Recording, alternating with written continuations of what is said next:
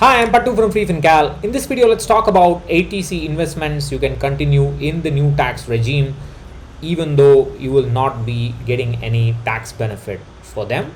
Let's start with equity linked saving schemes, ELSS mutual funds. You can avoid new investments in them. For your existing funds, you can hold on to them without further investment until the performance is satisfactory, or you can gradually get rid of them by rebalancing from equity to debt in future. National pension scheme, if your employer is contributing to the national pension scheme, then it is worth it, because such a contribution is still tax deductible in the NPS. New investments, if you don't have employer contribution, are not necessary. Existing investments, if your corpus is less than 2.5 lakhs, you can exit the scheme without any problems. There's no that amount will also be tax free. If the corpus is more than 2.5 lakhs, then you have no choice but to contribute a minimum amount to keep the account alive. Unit linked insurance plans, they're not needed at all. Never buy these. If you hold ULIPs, you can exit after 5 years.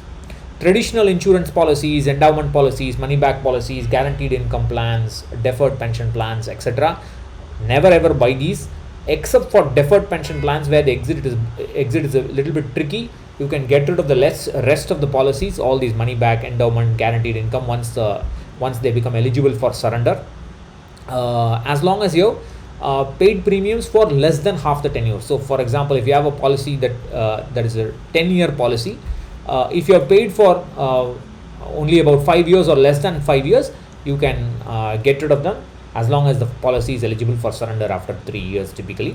If you have crossed that halfway limit, then probably paying it is a good idea. But if you, most people can't handle that kind of a loss, so it's better for them to pay it.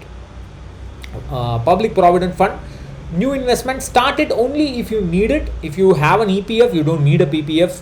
Always invest within an asset allocation. Don't try to maximize the PPF. There's no point doing that. You have to invest as per an asset allocation.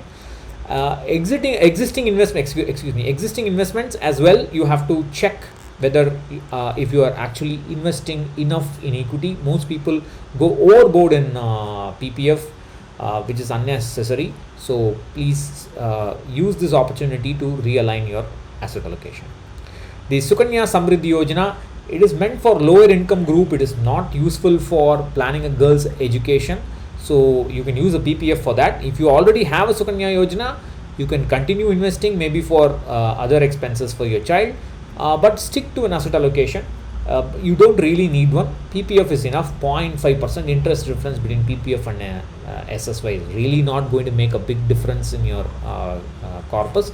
PPF is a lot more liquid and more suitable, so you can use that for your girl child's education.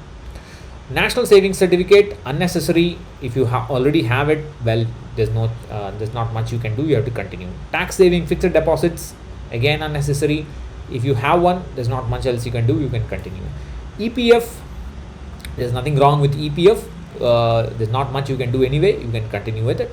Voluntary PF, please don't invest.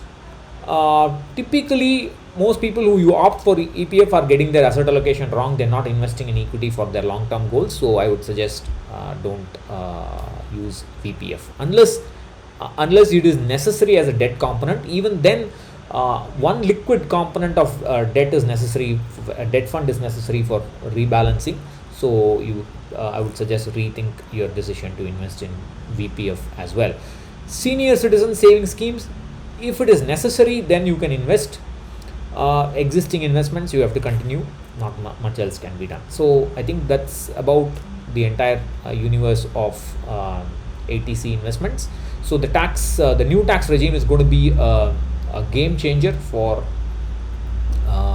young earners. It's going to be a game changer for high income group, and it's also going to be all of them are going to shift to new tax regime. Again, also those who have already finished servicing their home loan, they also will shift to the new tax regime. So that's the future. So we'll have to get ready for it.